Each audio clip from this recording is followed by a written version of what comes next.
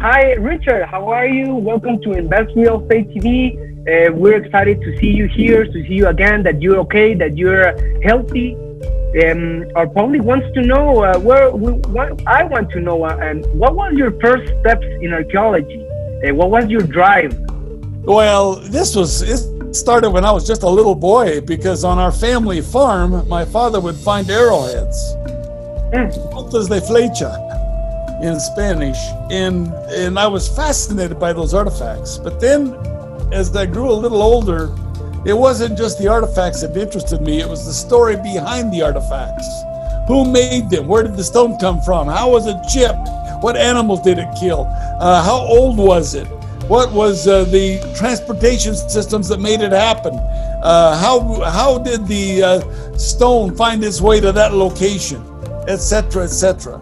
And so I realized then that at the age of 6 years of age that I had a passion for this, that it was something that was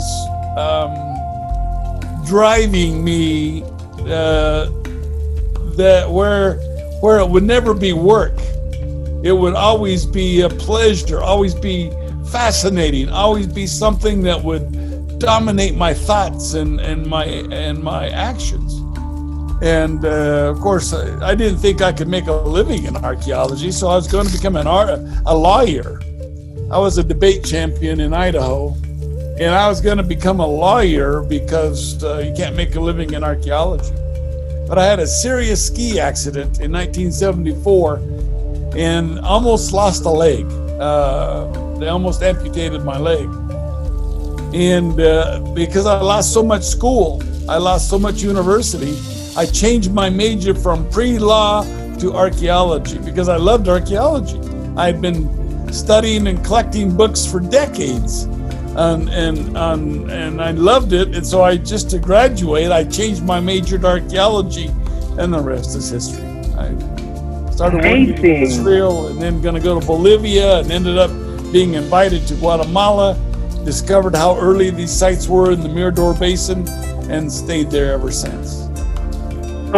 So that's why you choose Guatemala? It was a surprise for you coming here and discovering all your passion that it's here?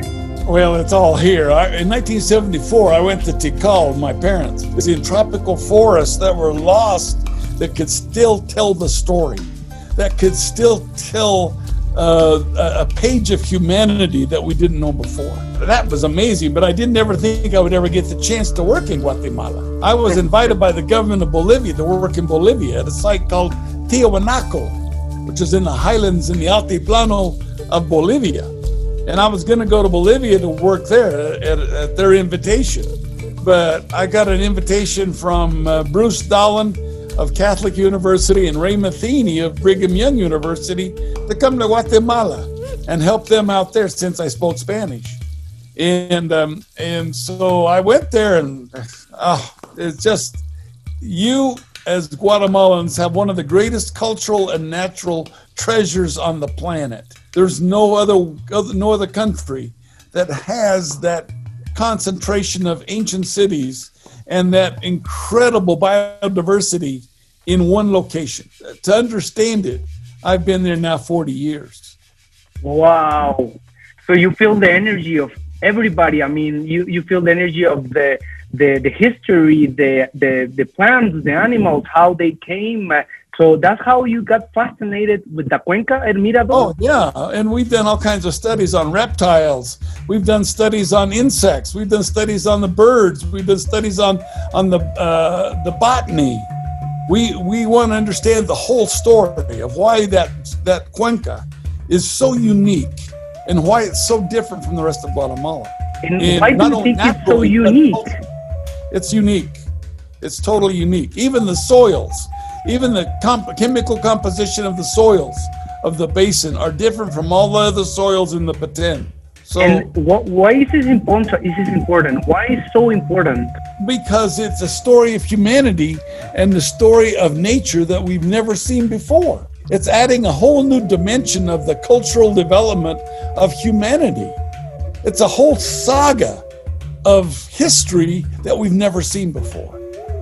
It's a whole story of the development of complex societies, 1,000 to 2,000 years earlier than Tikal, for example, that we have never, ever seen before.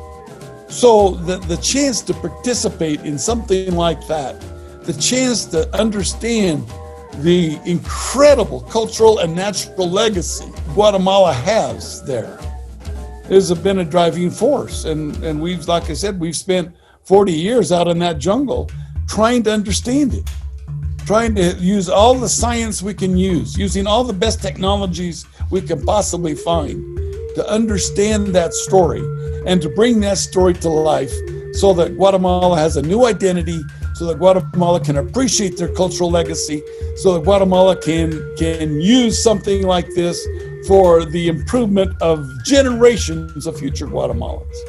I got the importance. I mean, I got the goosebumps, and I mean, it's amazing how you transmit your passion, and that's why we're talking, because I'm also passionate about this exploring, and I've been your fan for a lot of years. I've been following you. You're exploring, your expeditions, and now I know these findings, and it's so amazing that you've been working for a country. And why is so important for us Guatemalans for the conservation of La Cuenca del Mirador? Well, it's so important because first of all, there's no more tropical forest left. It's all been destroyed. With the exception of the basin and the certain parts of the eastern Petén that are protected by Tikal. And so for that reason, it's worth understanding this before we lose it. And it has huge threats right now. There's huge threats that are forming and developing against it. There's oil interests, there's natural gas interests. There are the narco traffickers are interested in this because they're laundering drug money with cattle. Organized crime is interested in this area. The loggers are interested in this area.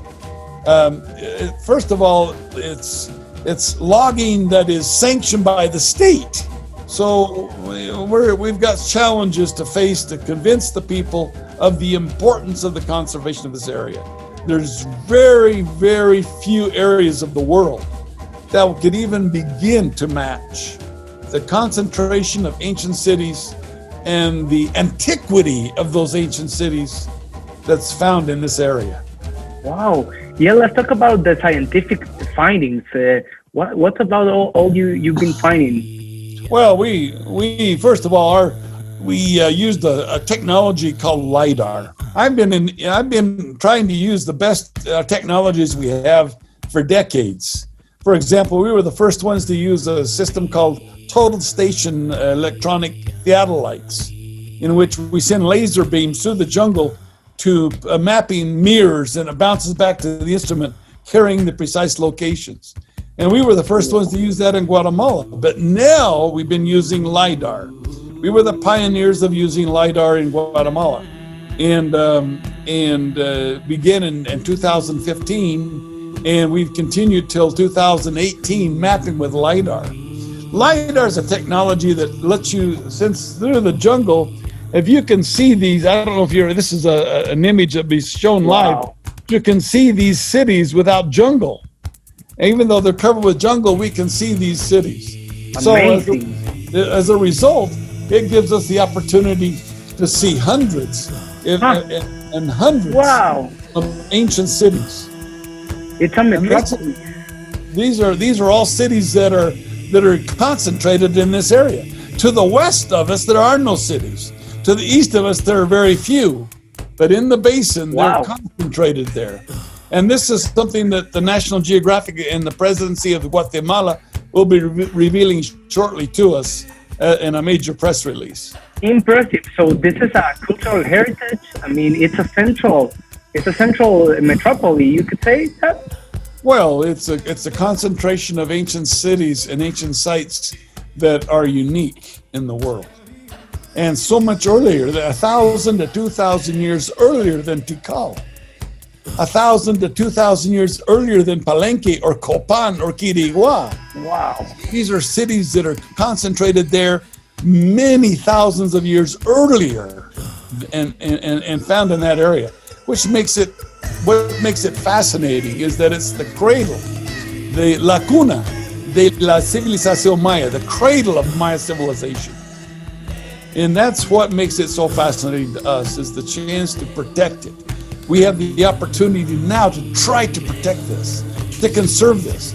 And of course, once we found that the best model for this, that would involve the communities that surround the basin. Nobody lives in the basin. Not one person lives in there. But we wanted to involve the communities in economic activity.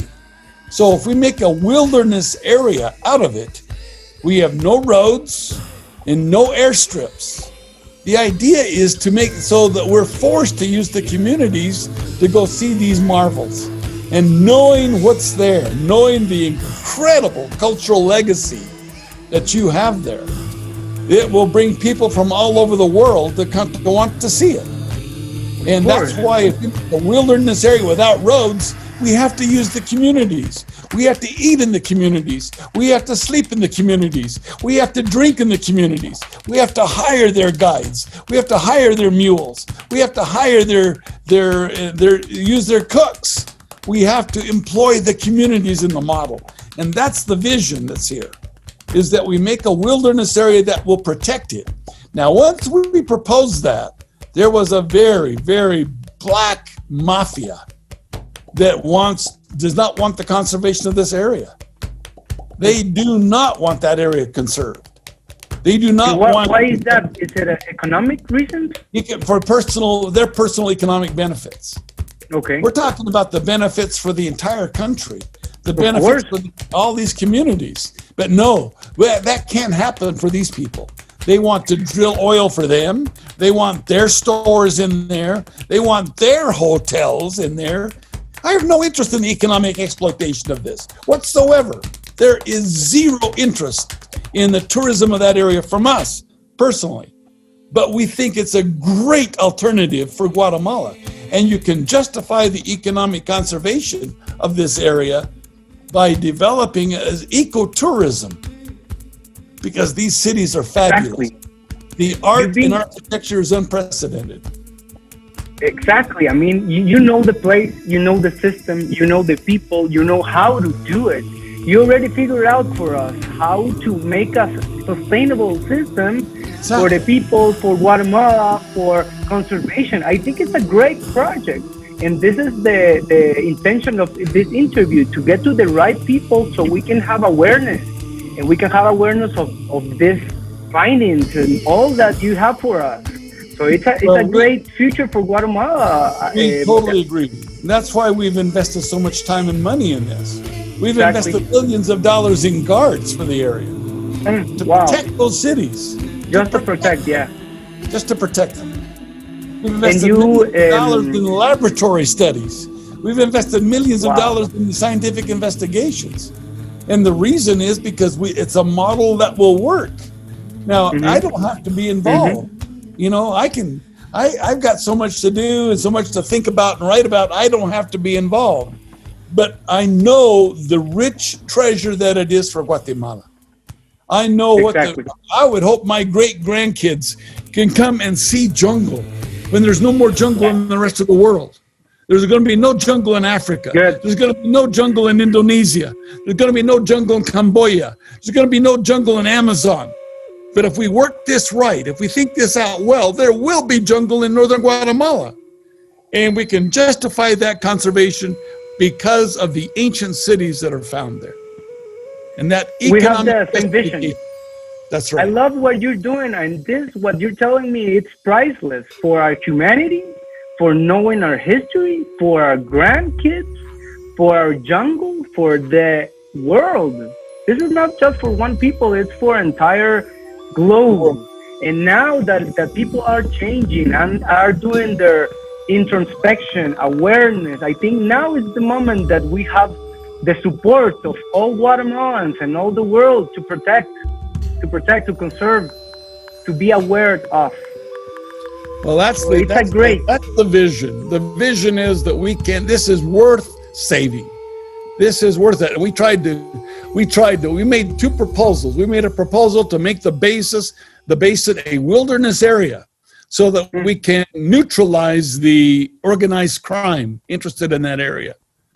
And number two, we sought support from the U.S. government to help it. Every project in Guatemala receives help from foreign countries.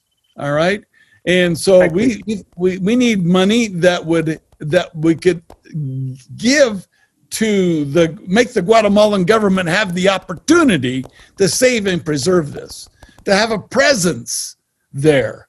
There was money for gobernabilidad, for governability. There's money for museums. There's money for bathrooms. Wow. You go to Mirador right now, there's no decent bathrooms. Can you imagine if we had 10,000 tourists coming in there and no hay baños, fíjese?